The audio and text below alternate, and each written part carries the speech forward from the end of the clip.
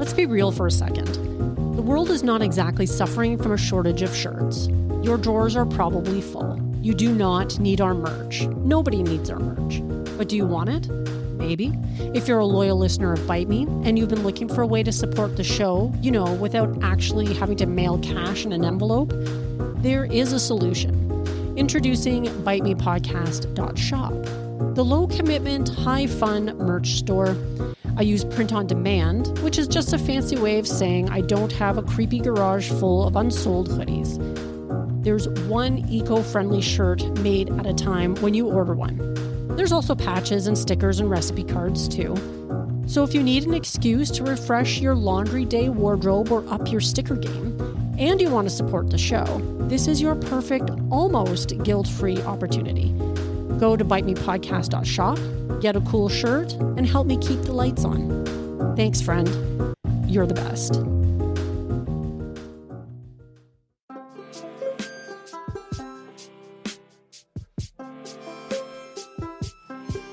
What happens when you take a love of food, a passion for culture, and a deep knowledge of cannabis and you toss them all into one bowl?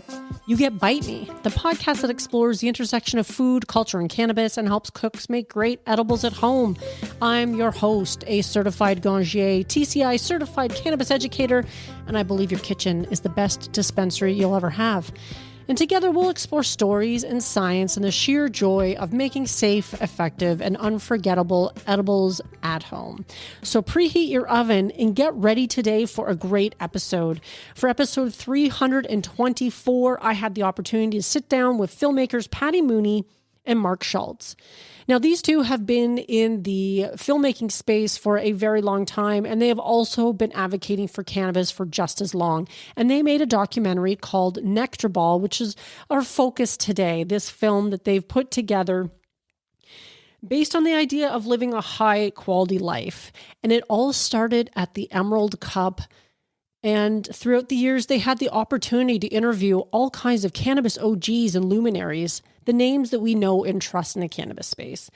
This documentary was a labor of love. It took them several years and a whole pile of money to put together. And they're here today to talk about that process, share their story, and some of the things that they learned along the way. So without further ado, please enjoy this conversation with Patty and Mark. All right. Yeah, so we're live now, and I am joined today by Patty and Mark, who are the filmmakers behind Nectarball. And I'm really excited to have you both here today to tell the listeners of Bite Me a little bit more about yourselves in this documentary that you took 7 years to produce. And maybe you can just start out by introducing yourselves to the listeners of Bite Me and tell us a little bit about your own cannabis journey and what brought you to doing this documentary in the first place. Pat, you want to start? Ladies first. Oh my, I'm Patty Mooney, and I'm a co-producer and editor of Nectarball, the Story of Cannabis, along with a few other cannabis-related films.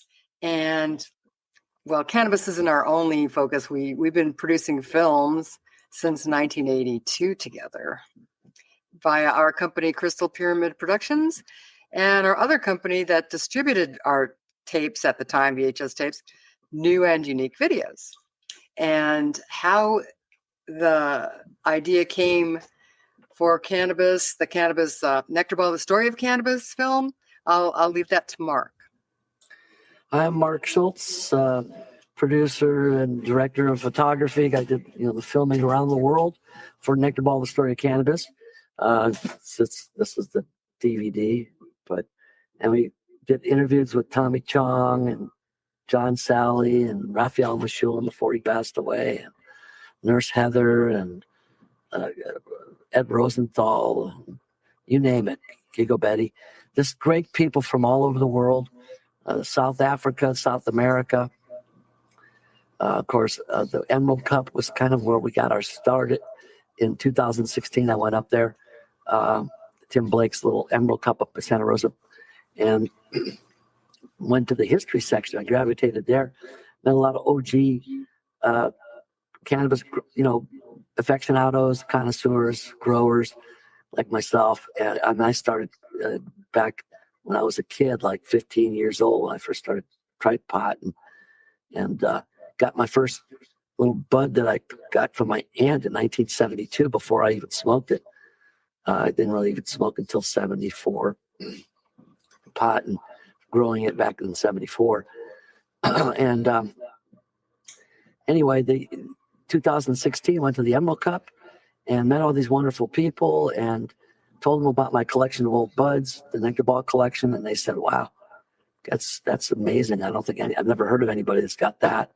And so I did a little filming then in 2016, and then told Patty, we got to go back in 2017 and bring our green screen and our bigger professional equipment, professional equipment we use for Crystal Pyramid to do our corporate clients videos. And we said, let's take this up there, big green screen, lighting, sound, everything, and interview all these luminaries up there because they're like fantastic people. I said they're all gathered together at one place. So Tim Blake gave us a little room in the back, and we set everything up and made it as soundproof as we could, and just started pulling people in from, Swami Select and his wife and growers from the Humboldt Five. And Patty can tell you all these people because she ended up having to transcribe 165 interviews over 6 years of traveling the world, getting all these interviews. And so we just started in 2017 filming for it, and then went all the way until about 2023, which was editing. We still gathered a few interviews in things like Amsterdam. And so we were from Europe, South America. The last place we went was South Africa, Cape Town area, Namibia, all these places. And they had some legalized dispensary type social clubs too. So all that put together, and it was wonderful people. We do no narration. Patty took all those transcripts and spent about a year and a half editing this after she got the pearls of about 65 of the 165. So we did another thing with people that didn't make the cut. Patty edited up a bunch of what we call Canna Minutes. We put that on Citizen Green TV, citizengreen.tv, Steve Peterson and those people. So they've got the Canna Minutes along with, you can see it also, redcoraluniverse.com. Of course, our website, nectarball.com. And that's kind of how we started and got into the movie. And then Pat made a short 10-minute one called Fighting Cancer with Cannabis. That one we put in San Francisco Festival and then put that out on a few shows. People are now buying. That's only 10 minutes, so it wasn't really, it's not like something Amazon Prime wanted, whereas they wanted Nectarball, the Story of Cannabis, which is an 83 or 82-minute documentary. And again, we don't do narration. We let the experts and the pros and the nurses and the scientists and the growers and all the other OG people talk and tell us. And then we did an offshoot of 12 Black Cannabis Visionaries with John Sally, and we did a few more interviews at MJ BizCon, where we just released that one. That was 2025. However, we took that down off of many sites other than Red Coral Universe because it's only 38 minutes because we wanted to make a 60-minute version because it would be easier to distribute worldwide that way, a 60 minutes. So we have to get some more footage. So that'll probably be coming out in 2026 or re-released as a longer version. And that's pretty much our journey of cannabis-centric documentaries and, as Pat would say, films.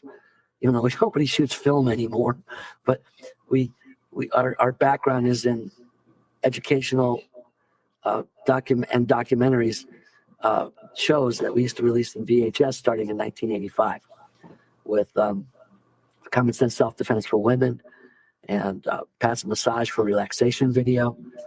And then we did one called California Big Hunks, which is a crazy fun one that was like before Chippendales. No nudity, but they six sexy stripper guys, California Big Hunks stripped down. And that's also out there in the market. If you look for California Big Hunks, that was a fun one in 85. And a few others we did. And then a bunch of mountain biking videos. The ultimate mountain biking video followed before that, the great mountain biking video. And then Full Cycle World Odyssey. We went around the world on our mountain bikes, kind of like Endless Summer on mountain bikes. And that one just got picked up by a bunch of places too, including Amazon Prime.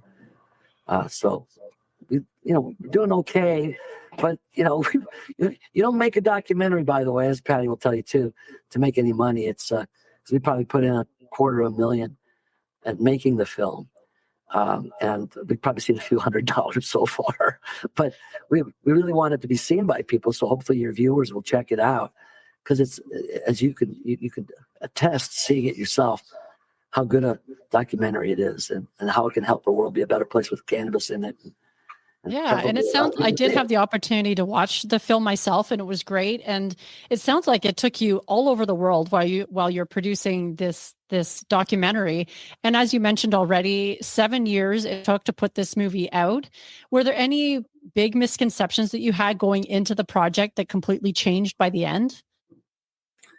Patty, one of the things that struck me was just a quote by a cultivator named Matt Gress, that he had gone into the CanMed and seen a presenter who said, you can eat the herb that's in a plastic baggie in your pocket right now and get benefits just from eating the plant. And another grower, Sunshine Saraseta, said, one of the most amazing things you could do is juice it. And so the plant itself, as you know, you have your focus on edibles, contains so many cannabinoids in its raw state. Mm-hmm. So we always thought it had to be fired up to give you benefits. No, the whole plant, and the male plant has benefits too. I mean, this plant is meant for us. It's right. Medicine.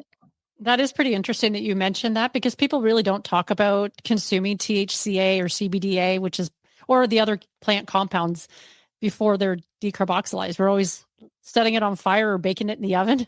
So that's pretty interesting. And a good thing to point out, because I'm growing some plants right now, and I've decided I'm going to try some juicing of those leaves once I harvest and stuff. So that is very insightful.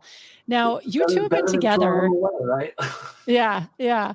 You two have been together for 43 years, and you describe yourselves as experts in high quality living. How did creating this documentary shift your personal relationship with cannabis? Good question. I'd say, starting out, Pat, you jump in anytime. I mean, I always say, like, love is all there is. I mean, period. You're on this planet for a short period of time. And like in the movie The Notebook, you if you get put yourself in the right place and you meet the love of your life. And in my case, I made my wish on my little crystal, and I go, hey, I want to meet my soulmate on before Valentine's Day, 9 months before, and then all of a sudden, poof, on Valentine's Day, I'm filming for the World Hunger Project at a little theater called the La Paloma here in Encinitas, near San Diego, and there she was, one of the actors, singers, and I fell madly in love just on sight. They say follow at sight. You see someone but I didn't want her to freak her out, say something like that. So I invited her out to dinner, and we, hung out. She had a bunch of boyfriends, but we ended up being together since Valentine's Day of 1982. So love is there, and that's the most important thing. And then teaming up to do things afterwards to decide, like, well, what do you want to do? And high quality life is trying to live every day. I mean, like, almost like if it could be your last. I mean, none of us know. You get hit by a lightning or meteor, but not likely. So if you're going to live, you might as well make every day count. And eat right, exercise, have fun, go out in nature a lot.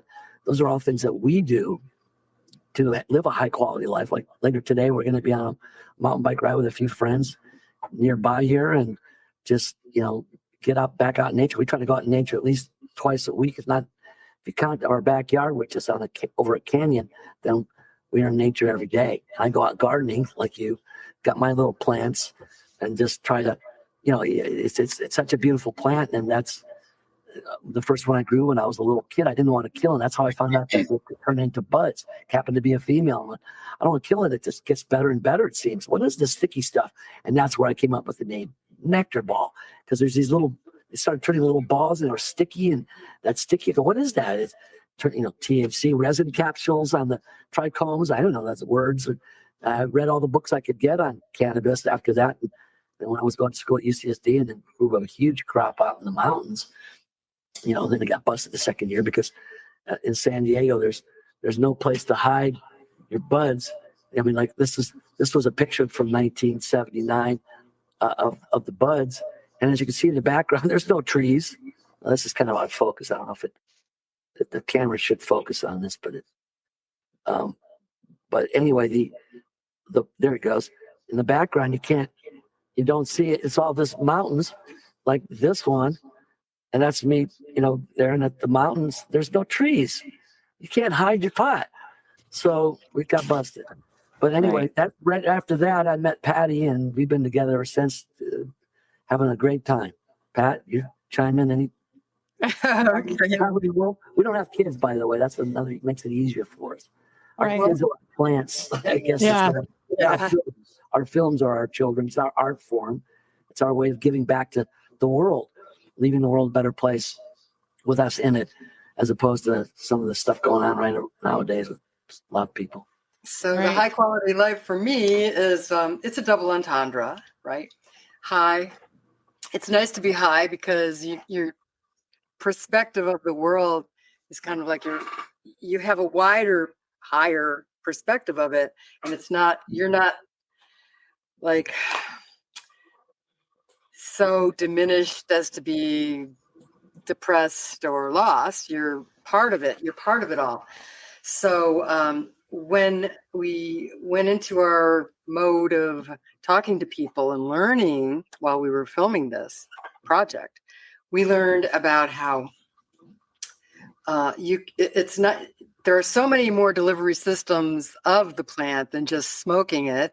You can eat it. You can spread it on your skin. You can take little drops, tinctures. So Mark started making some tinctures and balms because with our mountain biking career over the last, since 1986, we've been mountain biking together. You get your aches and pains. It's an inherently very dangerous sport. You crash a couple of times here and there. You're working that jackhammer, going over rocks. So my shoulders are really worked, and so I use the balm on that. I take the tinctures every night. He makes the sleepy blend and helps me sleep through the night. No more insomnia. No more pain at night that keeps me awake. So I hesitate to use the word miraculous, but like I said before, this plant is made for humans. The cannabinoids, the cannabinoid receptors we have in our bodies, that's another thing we learned about the endocannabinoid system that most doctors have no clue about because it can't be taught in medical school, because it's been on this horrible list as a negative drug. Schedule 1. Insane. Why would we chop off our own nose to spite our face? I mean, And also I made Pat, before I did the tinctures and whatnot, I'd make brownies, of course, everybody's done classic brownie mix with carboxylized pot and everything. And so she'd take a little square, because it's pretty powerful. You do it right with it, and with the right amount in the oils, and gave some to our friends, and everybody seems to love it. Like, Margaret, you can obviously talk, and you do, about consuming edibles in a tasty way. I'm sure we can all learn from you tastier ways to do it too. Yeah, I love that you brought up the topicals as well, because I feel like any aging adult, and I put myself in this category, I mean, I don't know if I could survive the day without my topicals as well. So, it's such a gentle and approachable way to get into cannabis. And I maybe hesitate to use the word miraculous as well, because it doesn't necessarily help all the physical ailments that we have. But for those that find relief through topicals, it really is miraculous, honestly. So I'm really glad that you brought that up. Now, in the process of the nectar bomb, we made some of that, and my soccer players love putting on their knees. Us old soccer players over 60s, so these guys over 40, they're going, "Hey man, this is great for my knees."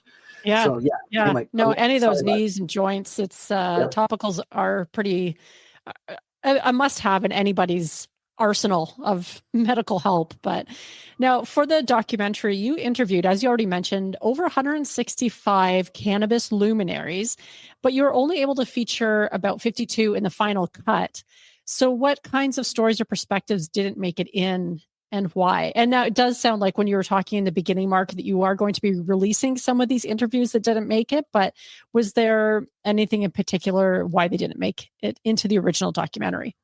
I'm going to let Patty answer that, but I will say before that because it was mainly her decision based on the transcripts and what the flow, from history, from the past to the present to the future, and wanting to make sure we gave a voice to everybody, including farmers, which have never gotten a voice in any other movies per se, usually, that I know of at least. And, so we did all that. And also, if we can get funding, because it's all been self-funded, from work that we've done for other people and groups and corporations, of which we took those profits and put them into making this movie. It's a labor of love, passion project, is what they often called. And we thought we could do a series. So there's, we even did one. We've even got, Pat's got one, but we're having some problems with the legalities on Ed Rosenthal, because he's got a great story. Obviously, Ed Rosenthal versus the feds, and the 12 Black cannabis visionaries and fighting cancer with cannabis. So we could actually, if we have ideas for like another 10-part series, but we'd have to get money together to get that, because we can't do it all by ourselves this next time. We're getting too old, and it's a lot of work, and it burns you out if you don't have a little help. Mm-hmm. So, Patty, you go ahead now. You can answer that wonderful question about why are some people on the cutting room floor at this point in time? Well, just based on duplicate material, and so I would choose the person who had the most succinct and elegant way of saying it. If there were people who kind of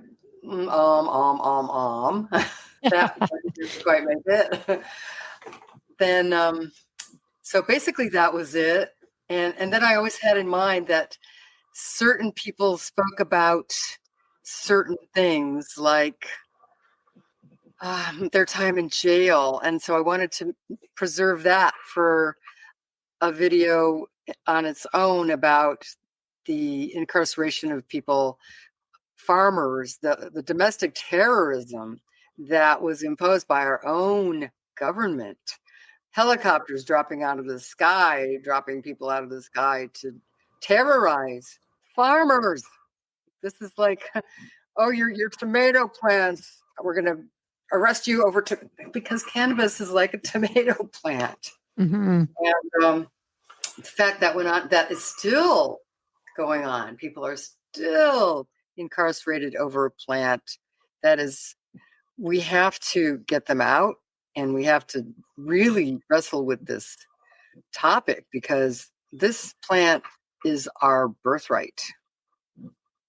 Yeah, part of our history. Sorry, go ahead, Mark. Yeah, it's a part of the history of America, and even Dan Hare. I mean, he showed a $10 bill from the 30s where it shows guys growing hemp on the back of the bill.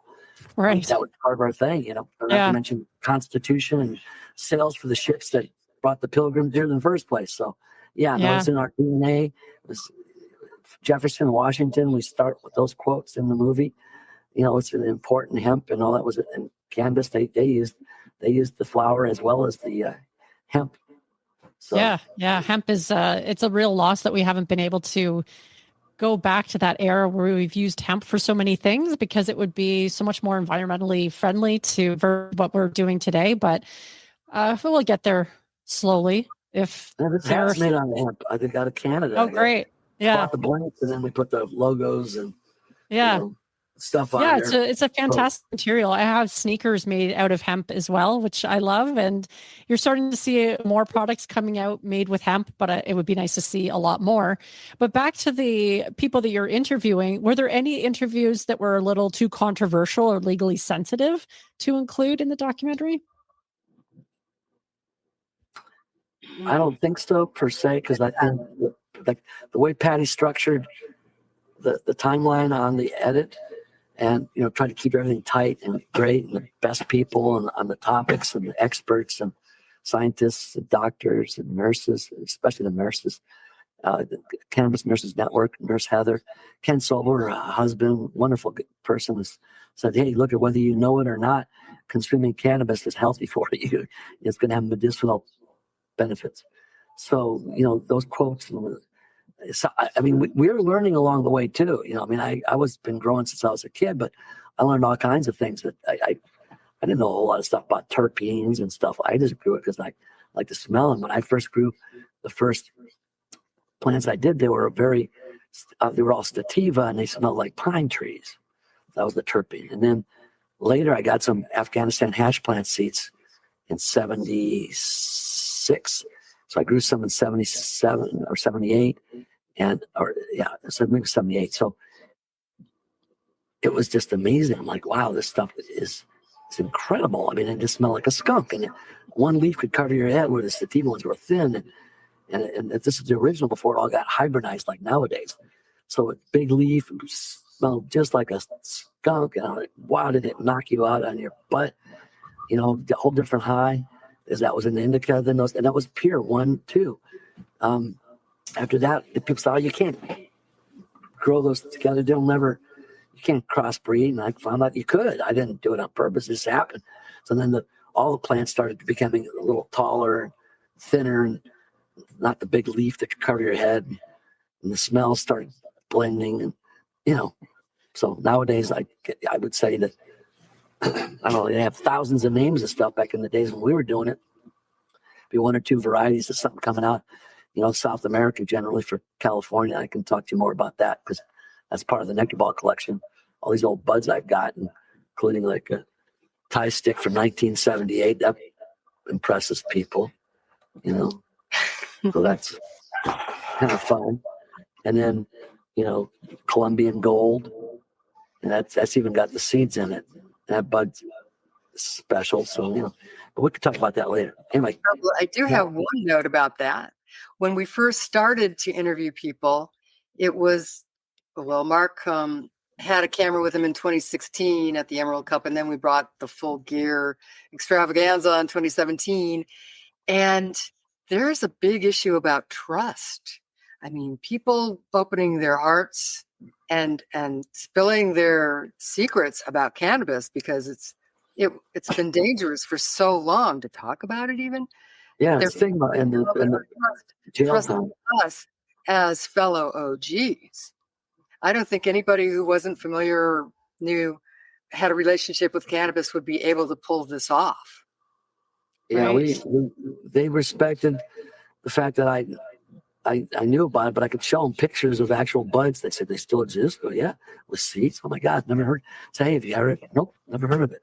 So they like, even Penske's like, he wanted to look me up before he did the interview. He wanted to check me out to make sure.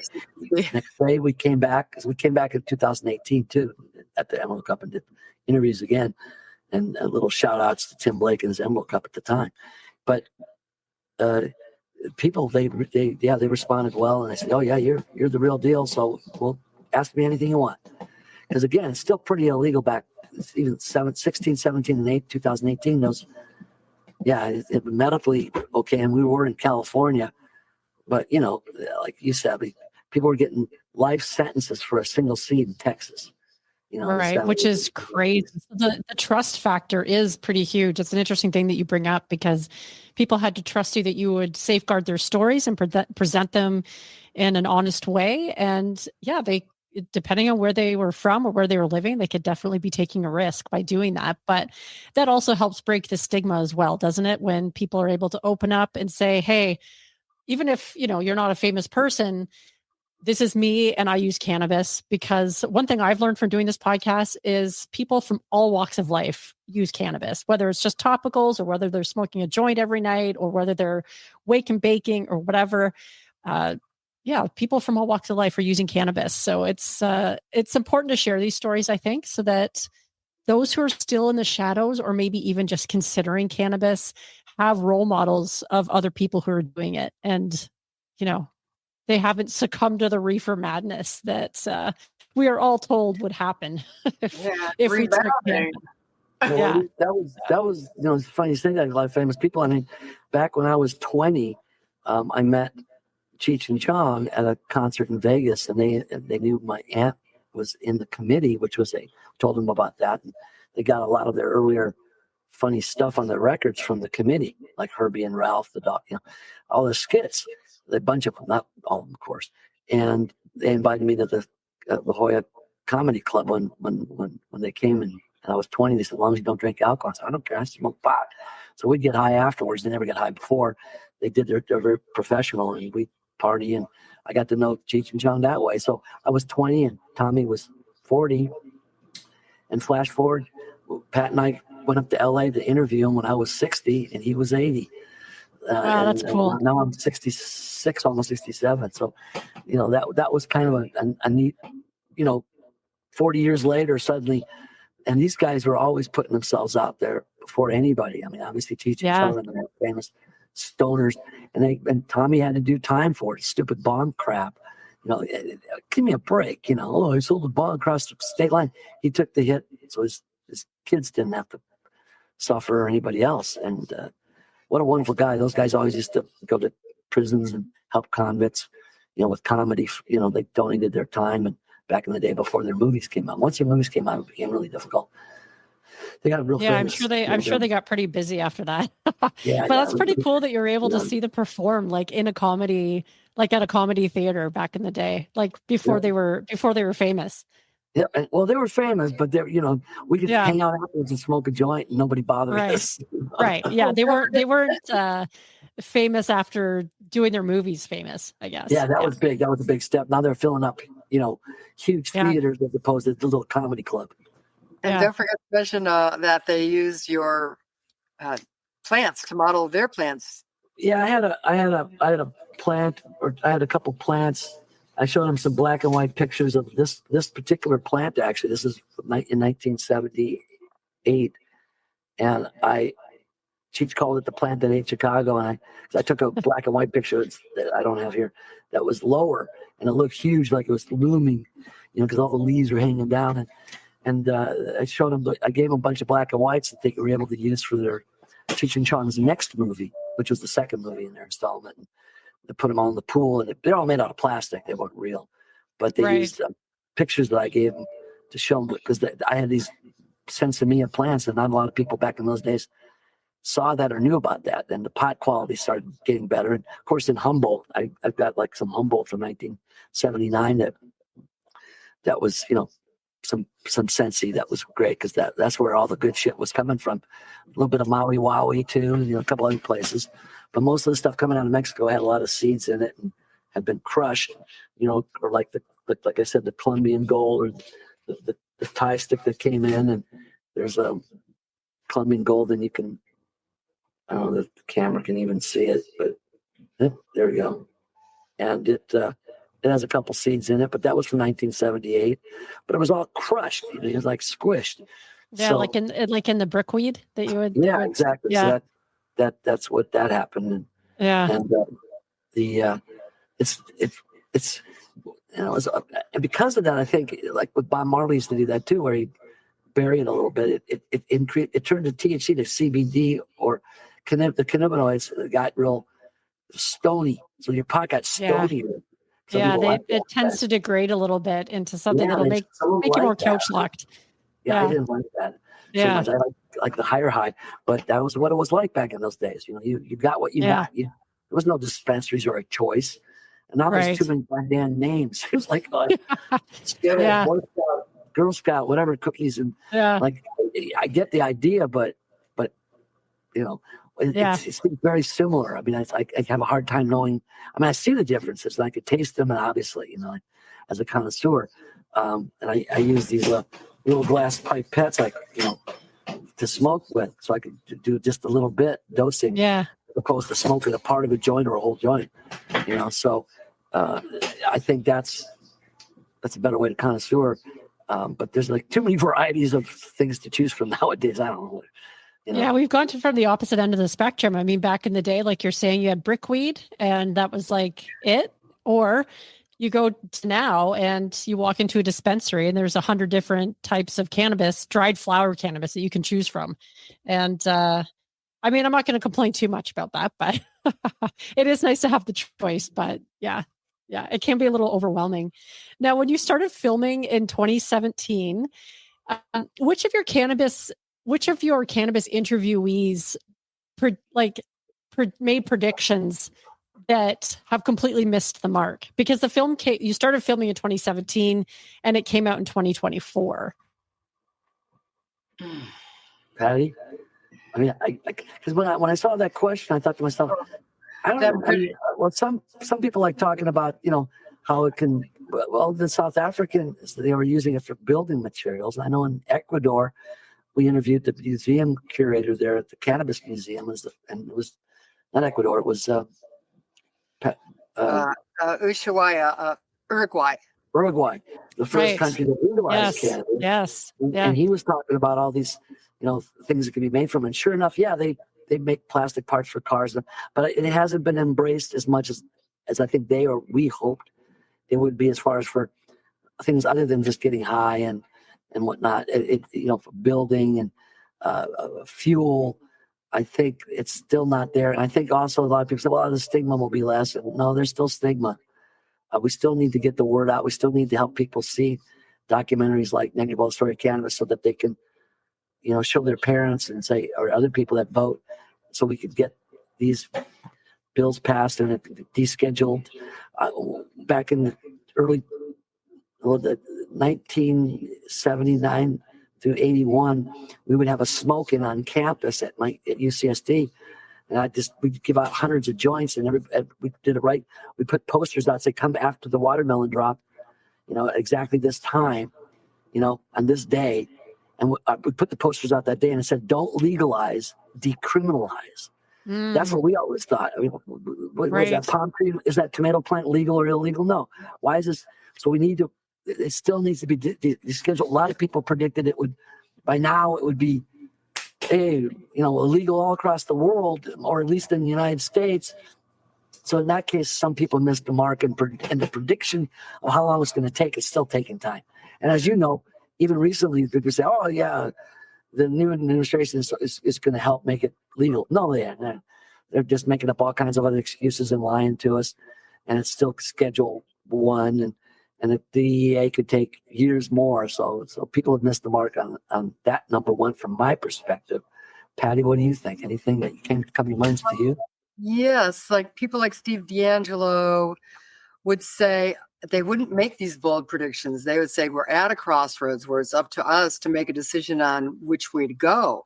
And nobody really had any idea of what humanity was willing to do in regards to the cannabis plant. One issue is the banking issue. And we were told that a lot of the growers would have to have cash stuffed in storage rooms because they couldn't put it in a bank. And it's and they can't have guns to protect themselves. And so it was a very, and I think it still is a very negative situation for people involved in the industry. It's very unsafe.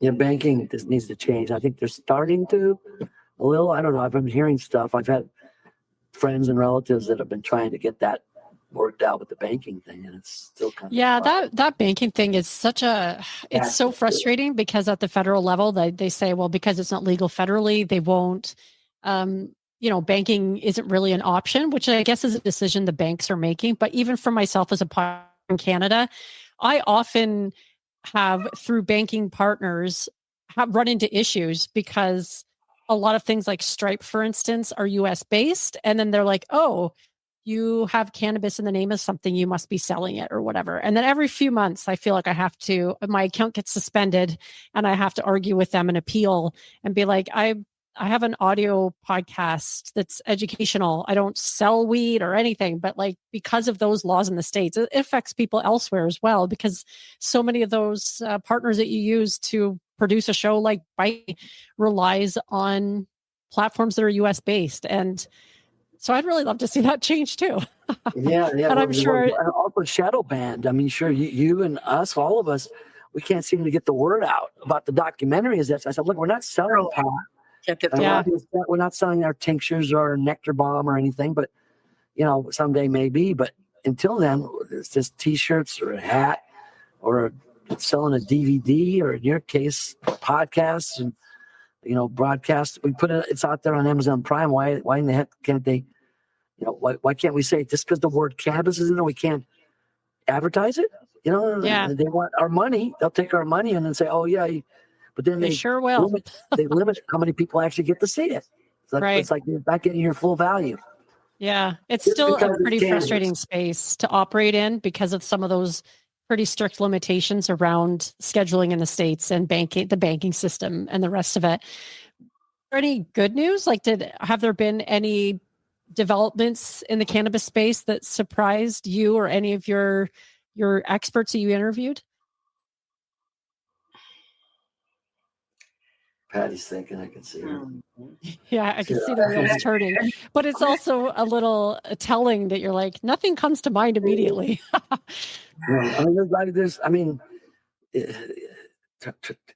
Getting it on more getting our show on more platforms. That's slowly happening. But go ahead. When our show first, when we were filming it, I think it was around 2018, and we videotaped Nurse EMAC, and we were so impressed by her knowledge and her brilliance. And she came from the pharmaceutical industry. She was a representative for the pharmaceutical and Anthem, medical. And we asked her to speak at our local San Carlos, that's where we live in San Diego, group at the local library, and she did, and the library was packed with mostly seniors, because that's the segment who can really use it, and they really wanted to learn. And I thought that was eye-opening. I thought, this is great. And that was my focus when I was editing, is for the mainly the elders and the seniors who are in pain and need a balm for their shoulders and their aches and pains. Cannabis cookie or drops or tinctures. And I think that's the one glimmer of hope, is that when we were in Texas, we weren't in Texas. We were in Ecuador with some people from Texas and New York.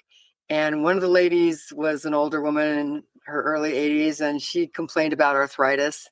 And I said, why don't you try some of this? And it was a little container of cannabis that we had been able to obtain in the park from a vendor. So it said, it's got eucalyptus and all the good stuff in it, but it said on the jar, cannabis. But used it, and it was an immediate spontaneous relief for her. And I know that she didn't vote for Kamala, right? But it's the inroads you make with people, and to try and open their minds about the benefits of this plant. Especially after they've been taught. Well, especially since they've been taught their whole lives when they were at that age, that it was, the devil and reefer madness and marijuana assassin youth crap. So they, for them to start waking up, like a friend's mother that's, again, in the 80s, 70s, late 80s, early 80s, whatever. She said the first time she ever got some sleep from somewhere in Nectarball, she just put it on some of her. She said she hadn't had sleep like that for 8 years. And I'm like, wow. So her son, that's our little anecdotal tests, and we're seeing that, yeah. And people say that, and a lot of the medicinal abilities and helping people sleep. Then there's the CBD stuff, and then that's all out there, but that doesn't work as well as if you don't have a little THC mixed in there. You get the full spectrum, then it helps your endocannabinoid system much, much better. As you know, as a cook, you got to use the whole plant. So some of these things are a little, and there's a lot of course, con artists out there trying to miracle this and that, and they're only using CBD, and it may not even be that real, or who knows what. Yeah, funny you bring that up, because I used to work at a dispensary a few years ago, we were the first legal dispensary in my town. And some of my favorite customers, I've mentioned this numerous times on the show, but my favorite customers were often the seniors that would come in because they asked the best questions. They were really curious and they listened to what you had to say. And they were so grateful for the help that you gave them. And they were having to overcome all this stigma just by walking through the doors of that dispensary. But several times, some of these folks would come in and show me a bottle and be like, this is what I need. And it would be like something they'd bought off the internet that was basically a super expensive bottle of hemp oil that you could buy at like any grocery store because it was just like your hemp seeds made into an oil, which was like, it's good for you, but it's not cannabinoids. Like, yeah. And I just thought of all like so many scams out there and I just felt so bad for these folks, but they're like honestly so curious and want to learn more about this plant. And they fall into two categories. I find some seniors are like really interested and want to know more and want to, live better through the benefits of cannabis. And some of them are just like, nope, not interested. Don't want to talk to me about it. So yeah. It really depends. But if you have a friend that's been using topicals or cannabis in some form that's been super helpful, slowly it's that word of mouth that really, spreads the word. And yeah. If it didn't work, even the stuff that's minimal, quality for expensive price, if it didn't work, people wouldn't be buying it and talking about it and using it. So we'd know that. And in your case, you had high quality products so that when these people tried those, they were like, wow, this is way better. It's like Rick Simpson. Yeah. So people are like, wow, this, and whether you make it yourself, which we do, because I can trust the quality of my organic gardening and don't much, like 3 or 4 plants or, I might get a couple of whatever, and I can make enough medicine I could share with my friends and relatives and use it. But some people are still, like you said, scared of using it, especially if they're older or if they're having problems. Like I had 3 friends with that horrible glioblastoma brain tumor, whatever, the one that kills everyone but 5% within 5 years. Wow. And we had 3 friends. Of the 3 friends, 2 used cannabis products in addition to doing the same. All 3 of them did Western medicine and had surgeries and did chemo and all that stuff that they do for cancer. But 2 of them used cannabis in addition, and the one that didn't passed away within about a couple of years ago, and the other 2 are still alive. So that's anecdotal. I'm not saying it's a cure or anything, but it definitely helped some people survive and live longer. I don't know. I wouldn't say they're necessarily cancer free because I think it's a pretty bad one, but they're doing better than the people that didn't use cannabis. So there's some benefits. I mean, some people are so cancer ridden. No matter what they do, it's not going to help. Yeah. Well, again, that goes back to the idea that it's not miraculous. It's not going to cure everything. But if it's something that you can add to your toolbox to help with whatever other tools you're using to overcome something, then why not? Yep, just like in our documentary, and Patty will attest to this. Granny, she would be giving out pot brownies to the AIDS victims to help them. Yes, Brownie Mary. Yeah. I'm thinking Granny Mary, who walks was against money and politics. But anyway. That was Granny D. Yeah, Granny D. But anyway, go ahead, Patty. Yes. So those are the true heroes. People like Brownie Mary and Dennis Perone, and people who and Ed Rosenthal, people who put themselves out there. Even in the line of fire at the time, because that was a tough place to be at the time, espousing marijuana, cannabis, which is putting yourself in the headlights of the government to go after you and prosecute you and put you in jail. There's a lot of great groups out there. Last Prisoner Project, 40 tons. A lot of people trying to get everybody out. There's still people, believe it or not, that are in there. Even though Joe Biden pardoned a lot, and I think even Trump did a couple.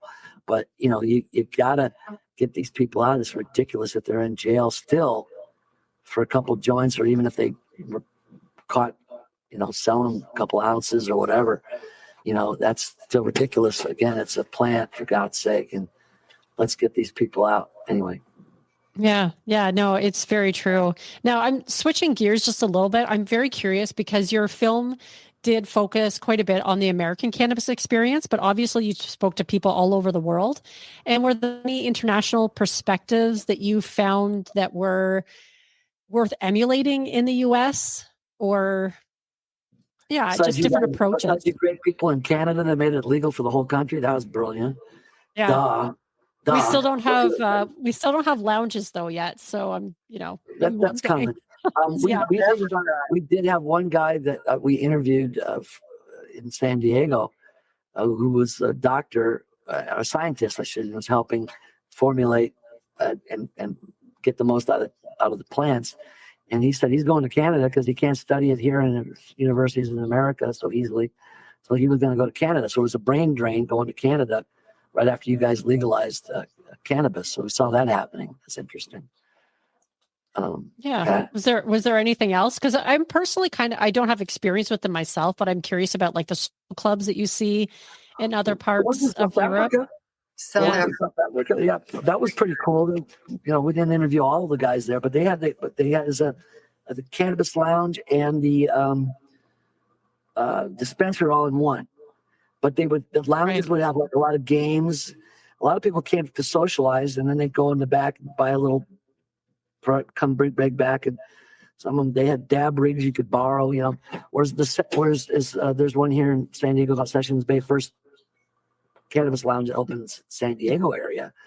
And only because on indigenous land, let's say. Yeah, well, but it's here, and they have a dispensary downstairs, and then different lounge areas all around the place. And then do some entertainment, and otherwise people just sit around and they get food from a restaurant down below if people want to eat. Some of it's cannabis inspired. And the drinks are cannabis infused, non-alcoholic. It's like one guy said, yeah, you can. You go in a dispensary or you go into a lounge. Everybody's chill and everybody gets along, and you can have discussions and arguments, but no one gets in a fight.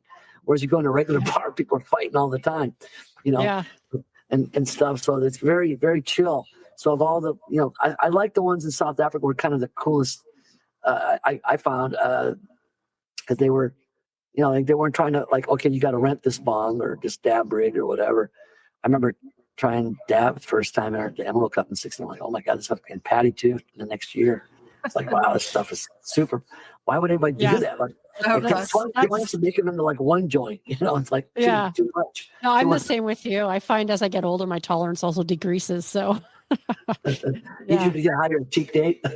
Well, along the way, we visited Paris as well, and we were looking for some kind of a cannabis connection there. It was not to be found. Although when we were wearing our hats, there were quite a few people who said how much they liked our hats.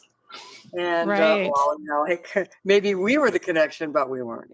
But I mean, the people of the world want and need it, and yet it's being stifled still by oligarchs because they don't want people to wake up.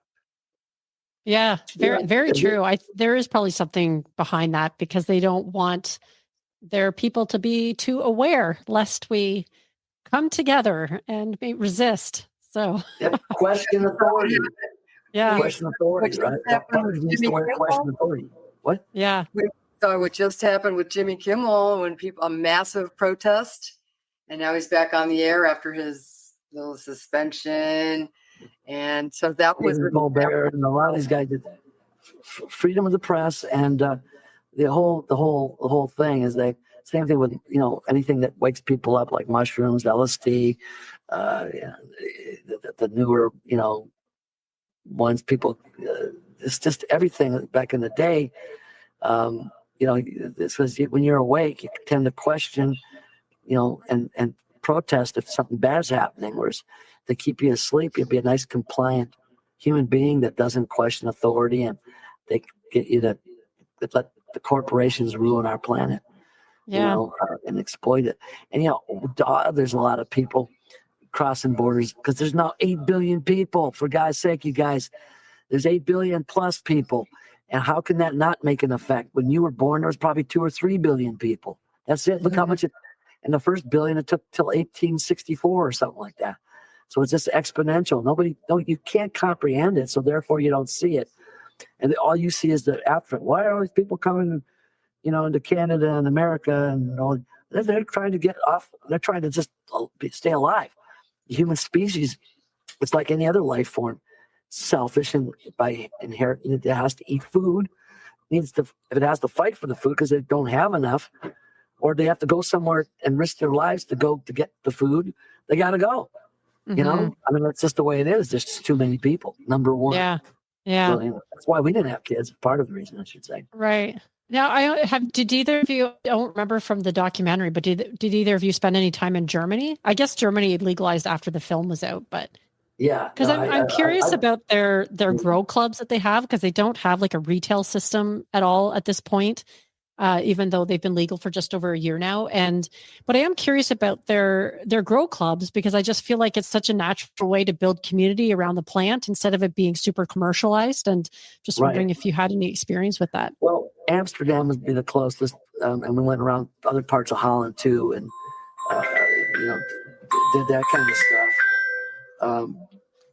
So we found that to be very interesting, that they had both the clubs, but then where you bought the pot, had to be separate. You can't, and then you had to go buy a pipe somewhere else. And I thought, man, these guys are like, wow, your pipettes would be a big hit because the cheapest pipe you can buy next door is like €2. I'm like, yeah, you can sell these for a third of that price, or less.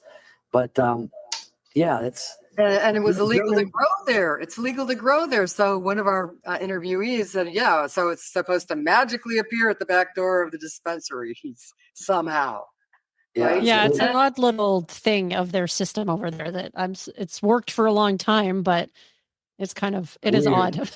Yeah, this needs to be more like Germany in that sense. But then, I've been to Germany several times, but not since they've legalized cannabis. That in Canada and a few other countries, we'd love to, if we got to do a series, and we'd like to do a lot more interviews and maybe come up and see you and get some people interviewed up in your neck of the woods, and your luminaries up there, cannabis luminaries. So yeah, absolutely. Now, just I want to be mindful of your time because we've been talking for a little bit, but can you tell people where they can find Nectarball out there in the world? I will link to everything in the show notes as well so that they can find it pretty easily. But hopefully you guys can take a look at the 1-minute trailer at nectarball.com. Also, you can see a 3-minute video put together about my collection, the Nectarball collection itself. That's all free. And then I would encourage you to sign up for Patty's free Substack newsletter. What are you calling it these days, even though it's cannabis related and also about love? Real life love stories. Oh, nice. Real life love stories. That's her Substack newsletter. Again, all this is free. It's just our way of sharing with the world ways to help the world be a better place. Both with cannabis. One other thing I wanted to ask about is you've referenced this Nectarball collection a few times. So you have, from what I understand, a collection of buds from various stages of your career in cannabis. How do you preserve them? Not well enough. I was back in the day when I first got my 1972 little bud. I was like, I don't know, 14 or 13 and a half, 14. And I put it in a Curad bag in a little lunch. It didn't even have sealing nails. It was just a little plastic lunch bag. And that got kind of beat up pretty good. I think I got a picture of it, a couple pictures of it. So I think that might be. Oh, here it is. This is the Acapulco Gold from 1972. If it'll focus again. And so not particularly good looking. That's like the, lids or junk we used to get, but there was on a little package with on a spear at the time. So, and then it's in seal meals, now it's, little seal meal things. So that's the Humboldt, the Black Afghanistan hash plant from 1978. All my greatest hits are from the 70s. Right. Late 70s and then early 80s. I got some nice stuff then, but people like Robert Clark and other geneticists were very interested in it. I had Robert Clark over at the house. I showed him the collection, and only a handful of people has ever seen it, and they loved loved it, and they wanted little pieces of it for DNA extraction, so that they could help figure out the land race history and stuff. The project they were in, but turns out that project fell apart and was not good. Bad guys are trying to steal the DNA, just like the woman at the Emerald Cup I went to at the history section said, yeah, she was in charge of the Lakota seed bank, and people like Monsanto were sending spies to try and steal the corn and squash seed, old genetics. So the genetics on this is very, very special. I tried giving the whole collection to the Smithsonian at one time back in the 80s, but because it's federally illegal, you can't even ship it across state lines, so I couldn't do that, and then put it in safety deposit box or whatever. But so it's not kept, like it should be frozen supposedly. But at this point, it's mummies. The DNA is still there, still viable, so people can do that if they want. I don't think the seeds are, but maybe that would be interesting to try and pop those seeds. See what happens. I've talked. Ed Rosenthal thinks I can, and there's a couple people that said that they popped some old seeds from the early '70s, even maybe even '60s. But I don't. I've talked to a couple people. They say that their collections of seeds are worth hundreds of millions because it's that rare. Right. Because the land races haven't been polluted. Supposedly during Operation Green Sweep, the government dumped a bunch of hemp pollen over there and screwed up the land races up in Humboldt and the whole Triangle. I don't know if that's true or not, but whatever, the land races now aren't as pure as they used to. Now everything's cross-contaminated with indica, sativa, who knows what, some hemp, rudella, whatever. I'm not most stuff is hybrid at this point these days. Yeah. And there's some advantages to that, but it is nice. Well, it would be nice. Panama Red, I had a little Panama Red from '78 that Swami goes, man, that was my favorite because I used to laugh so hard on that. So there's, some of that stuff's lost to nowadays, but if they can resurrect it, like I say in the movie The Legend of 420, which I was in, but I didn't show my face. I showed the collection there, and I said, maybe it's like Jurassic Park, and they can resurrect the DNA and make these old land races come back alive. So I know it's possible, but whether someone wants to spend the money to do that or not. So I'm willing to, anybody scientist-wise that wants a piece of this, they are welcome to it, and free of charge. To help the world be a better place with cannabis in it. Again, same thing with our movies. And if people want to go to nectarball.com, it'll point them out. Otherwise, our Nectarball, The Story of Cannabis is on Amazon Prime, redcoraluniverse.com. The Cannaminutes and Fighting Cancer with Cannabis is on citizengreen.tv. Binge TV.com is also a place you can see all our movies, including our mountain biking ones and how-to shows and pretty much everything other than the short films. Everything's generally a half hour. And is everything also available on Vimeo? Because that's where I watched the Nectarball documentary. Mm-hmm. Yeah, that's if you go to nectarball.com. Right. We charge $4.20. It helps us try and get some of our money back. We appreciate it to do that. Or if you want to buy the DVD, it's $18.88. For you, those of you out there that have a DVD player. Yeah. You know what? These things are making a resurgence these days. Things like DVD players, CD players, vinyl's like pretty popular. I think people VHS, are. Can you believe it? I've heard about that. Yeah. But I was just asking because not everybody has Amazon Prime, but you can always just go on and rent it for $4.20, which is very reasonable, a lot less than going to your movie theater, and watch it over on Vimeo as well. Commercial free too. Yes. So yeah. So, if you want to help us out, go to nectarball.com, like under my name here. Yeah. Would really help it. It really would help out. And we're going to try and come out with some more merchandise here soon too, like a hat here. That was pretty popular. People love it because even got little sparkles in there, so it looks like crystals. But the woman that makes those, it's kind of hard to get those made. And it's not cheap, especially to get a hemp hat. So we're trying to figure out a way of doing that. Otherwise, it'd be like $50. Just to make the hat. But anyway. And then Yeah. one other thing that I was going to mention is that my latest focus has been on editing a full feature documentary called North American Journey. And I've been implementing AI tools for that, including the creation of music, Americana music, and it's in little segments. So back in 1986, Mark and I, when we were young and cute, took off on a nationwide adventure up the coast, through Canada, Alaska, back through Canada again, winding down and around all the national parks. And we went, the peak of the journey is Denali, and also a grizzly bear attack in the Yukon. So I have sent this off to a few film festivals, and it's won Best Feature in 2 of them, and it has been selected in 2 others. So Very cool. Something there. It's a return. The AI helps make that old VHS footage because that's all we had in those days. VHS in 1986 camcorder. That wasn't even a camcorder. It was that we have a backpack with the deck, and then the camera's small, and we backpacked with it. With the grizzly bears and everything all around. That's North terrifying. America. All the way down. The grizzly bears. That was a do or die. And and Pat wrote all the lyrics in the music, and then the AI does the music. I'm like, wow, this is good stuff. And then she also, does her lyrics and poems. And then you hear us talking just like we did when we're out there. Hey, wow, look at that. Let's go climb that. Or let's go do this. Or look at that waterfall. Or, and so it's just 2 innocent 20-somethings having a good time traveling North America, and then all the way down to Key West, Florida, and back to San Diego. So 25,000 miles in 9 months.